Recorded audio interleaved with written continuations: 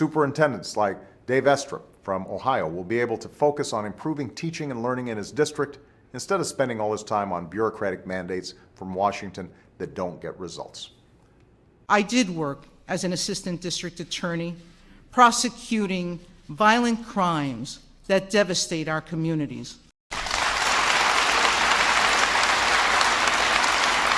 And we're in his district. He couldn't be here, but Congressman Dean Heller. Please give them a big round of applause. Not every state will win, and not every school district will be happy with the results.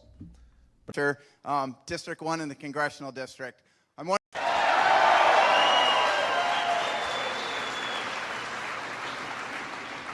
From the neighboring congressional district, somebody who's responsible for cash for clunkers, Betty Sutton.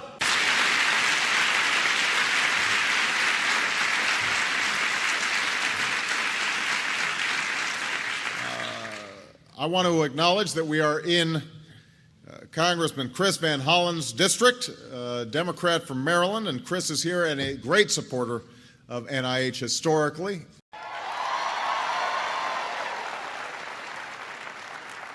And we've got our newest member of the Louisiana delegation, Joe Cow, from this district, with his beautiful daughter.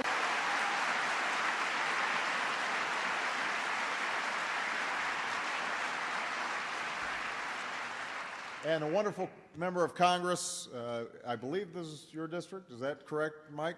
Mike Capuano, please. Now, no bill can ever contain everything that everybody wants or please every constituency and every district. We've been working hard with states and working hard with the D.C. school district, and we've insisted on reform and we've insisted on accountability. I want to acknowledge the progress that has been made, including strengthening anti-corruption efforts, improving governance at provincial and district levels, and progress towards credible parliamentary elections later this year. Of course, together as a community, you've embraced the motto of this school district. Every child, every opportunity, every time.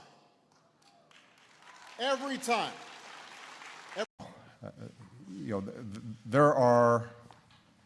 We're in a political season where every candidate out there has their own district, their own makeup, their own plan, their own message.